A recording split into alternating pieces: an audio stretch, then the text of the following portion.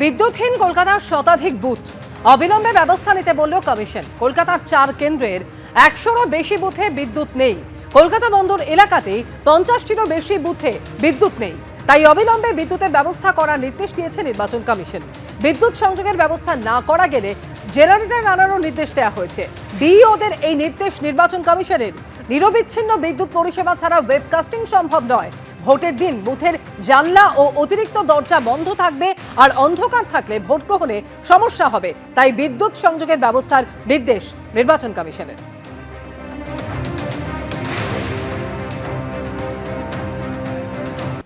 রাজ্য বিধানসভা নির্বাচনের প্রথম দফা ঠিক 8 দিন বাকি, আর তার আগে দিকে দিকে কেন্দ্রীয় বাহিনীর রুটমার্চ শুরু হয়েছে। টালিগঞ্জের ছবি আপনাদের দেখাবো, যেখানে কেন্দ্রীয় বাহিনী টহল দিচ্ছে।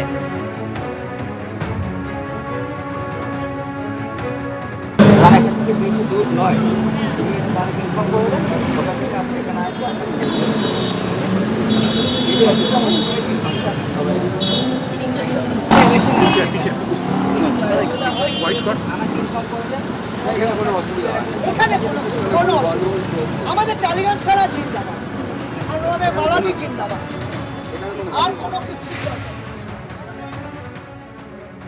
ভোটের মুখে কলকাতায় এবার গাড়ি ভর্তি টাকা ভর্তি গাড়ির হদিশ মিলল। দু জায়গা থেকে টাকা ভর্তি গাড়ির হদিশ পাওয়া গিয়েছে, যেখানে শেক্সপিয়ার সরণি আর অন্যদিকে বটতলায় নাকা চেকিং চলছিল, যেখানে গাড়িতে উদ্ধার হয়েছে বান্ডেল বান্ডেল নোট। এবং যেটা জানা যাচ্ছে, এই বান্ডেল বান্ডেল নোটে প্রায় 12.5 লক্ষ টাকা সহ একজনকে আটক করা হয়েছে। বটতলায় গাড়ি থেকে উদ্ধার হয়েছে 9 লক্ষ টাকা। টেলিফোনে রয়েছেন আমাদের সঙ্গে প্রতিনিধি পার্থপ্রতিম ঘোষ।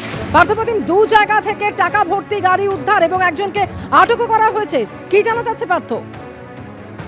দেখো, বিভিন্ন জায়গা থেকে কিন্তু এই যে এসএসটি যে স্ট্যাটিক সার্ভিলেন্স টিমের নাকা চলছে এবং সেখান থেকে কিন্তু এইরকম টাকা উদ্ধারের ঘটনা ঘটছে, এবং যে ক্ষেত্রে কিন্তু যেটা মনে করা হচ্ছে ভোটের মুখে এইরকম লক্ষ লক্ষ টাকা যার কোনো হিসাব অনেকে দিতে পারছেন না, সেটা কি জন্য কলকাতা শহরে আসছে সেটা নিয়ে কিন্তু ইতিমধ্যে কিন্তু গোটা বিষয়টা খতিয়ে দেখার কাজ শুরু হয়েছে। এবং আজকে সন্ধ্যে 6:30 নাগাদ সেটা হচ্ছে বটতলা এলাকায় দুটি গাড়ি, একটি গাড়িতে 4 লক্ষ টাকা, একটি গাড়িতে 5 লক্ষ টাকা, এবং দুটি গাড়িতে যারা যাচ্ছিলেন তাদের গাড়িতে কিন্তু 9 লক্ষ টাকা উদ্ধার হয়েছে। অন্যদিকে এদিন সকালবেলা দুপুরবেলা সেটা হচ্ছে শেক্সপিয়ার সরণি থানা এলাকায় পার্ক স্ট্রিটের কাছে সেখানে একটি গাড়ি থামানো হয় এবং সেই গাড়ি থেকে 12.5 লক্ষ টাকা উদ্ধার হয়েছে।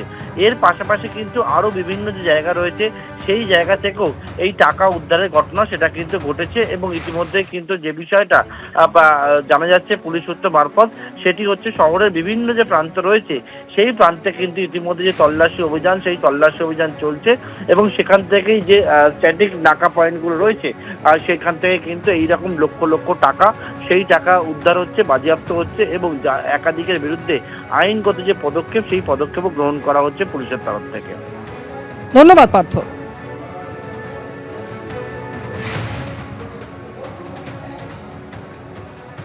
এবিপি আনন্দ এগিয়ে থাকে, এগিয়ে রাখে।